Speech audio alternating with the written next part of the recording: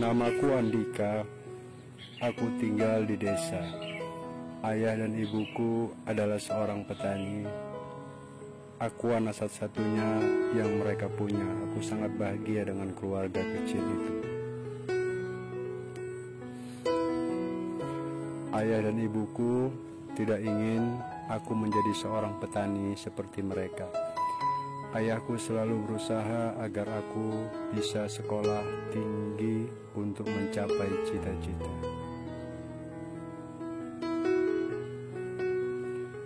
Karena di bulan ini hasil kami terbilang gagal, jadi di tahun lulusan SMA-ku tidak bisa aku melanjutkan untuk mendaftar kuliah di kota. Ayahku meminta maaf. Untuk itu, aku tidak ingin membuat ayah terbebani olehku.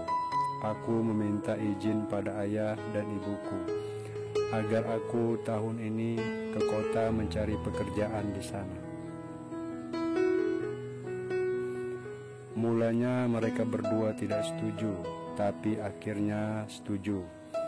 Karena aku meyakinkan mereka untuk mencari tambahan buat daftar kuliah tahun depan.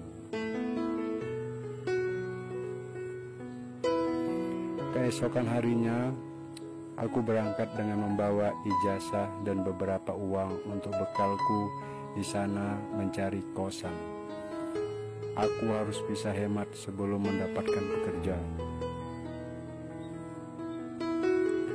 Ternyata hidup di kota tidaklah semudah yang kubayangkan.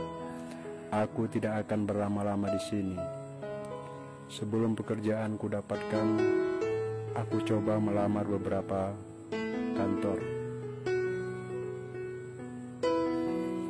Setelah 3 hari aku berkeliling mencari pekerjaan, akhirnya aku mendapatkannya.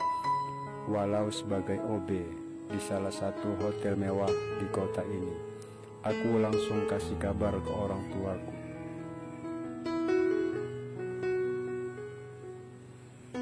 Aku selalu bekerja dengan hati-hati, rajin dan tidak malas. 2 bulan bekerja, gajiku sudah naik 10% dari gaji biasa dari bulan sebelumnya. Setelah lama bekerja sebagai OB di hotel, aku sudah terbiasa melihat pelanggan yang satu ini, namanya Lucy. Setiap malam dia tinggal di kamar nomor 20. Lucy sangat cantik dan bodinya montok dengan senyuman manis. Ia sering menyapaku, namun sayangnya setiap malam dia dengan laki-laki yang berbeda-beda.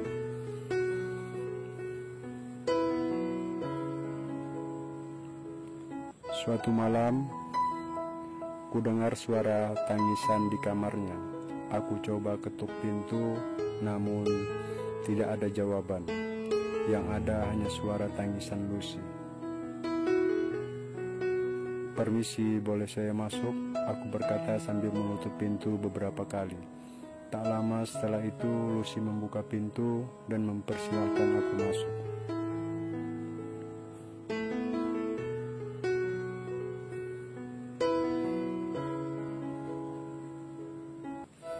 Aku bertanya kepadanya apa yang terjadi. Ternyata ibunya Lucy meninggal dan sempat berpesan padanya, jadilah anak yang baik-baik. Sedangkan aku seorang PSK, katanya. Itulah pesan terakhir yang diterima Lucy melalui telepon. Ibu juga berpesan segeralah menikah agar ibu bisa tenang nantinya bila ibu sudah meninggal. Lucy menangis tiada henti.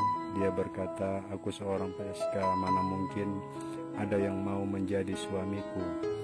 Terlalu hina aku dipandang oleh seorang laki-laki."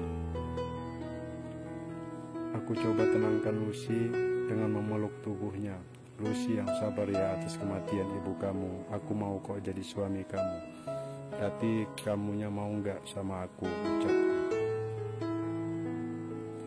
Begitu aku keluar dari kamarnya Lucy, ternyata temanku mendengar pembicaraan kami. Terus temanku ngomong, ngapain lu mau sama cewek yang gituan?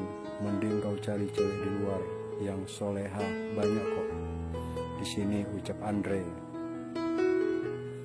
Namun aku tidak mempedulikan omongan Andre. Kuanggap itu seperti angin lalu. Sekali pelacur, tetaplah percaya deh, kamu nanti bukannya malah bahagia, justru sengsara karena menikah sama dia, tambah Andre lagi.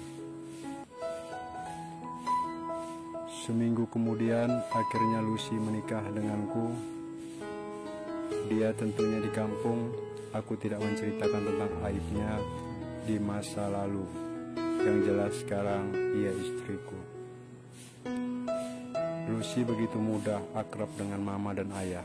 Kini ayah sering sakit-sakitan, jadi sekarang aku yang menerusi pekerjaan ayah sebagai petani. Setelah beberapa bulan pernikahanku, tidak sengaja aku pulang lebih awal dari biasanya. Aku terkejut, aku melihat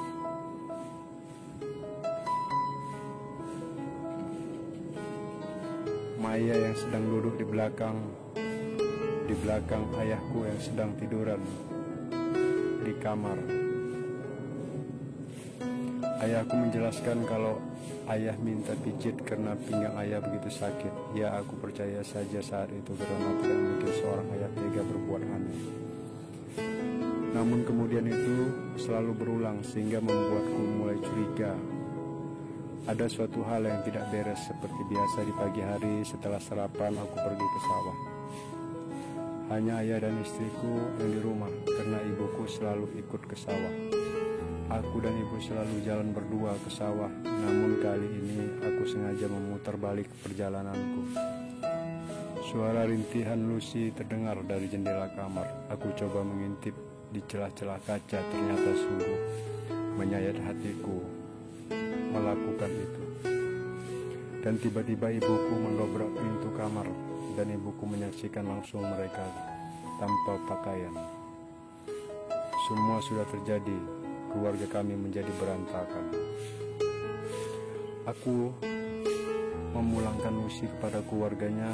Kita resmi bercerai dan aku kembali merantau setelah aku susah payah menyatukan kembali kedua orang tuaku. Aku dan Andre kembali bertemu dan kita saling ngobrol. Aku mengucapkan terima kasih pada Andre yang telah memberiku nasihat. Andre orangnya sangat peduli terhadap temannya sehingga dia tidak tega melihat temannya menderita. Terima kasih Andre, ucapku. Lalu Andre menjodohkan aku dengan adiknya. Beberapa minggu kemudian aku menikah dengan adik Andre.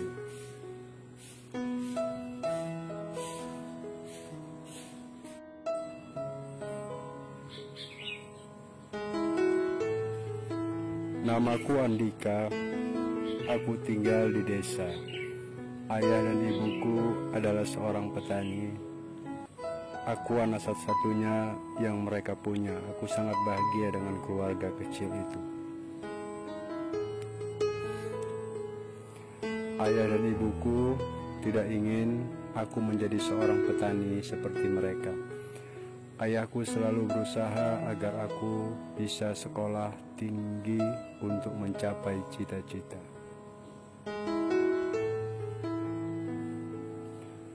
Karena di bulan ini hasil kami terbilang gagal, jadi di tahun lulusan SMA-ku tidak bisa aku melanjutkan untuk mendaftar kuliah di kota. Ayahku meminta maaf. Untuk itu, aku tidak ingin membuat ayah terbebani olehku. Aku meminta izin pada ayah dan ibuku agar aku tahun ini ke kota mencari pekerjaan di sana. Mulanya mereka berdua tidak setuju, tapi akhirnya setuju. Karena aku meyakinkan mereka untuk mencari tambahan buat daftar kuliah tahun depan. Keesokan harinya, Aku berangkat dengan membawa ijazah dan beberapa uang untuk bekalku di sana.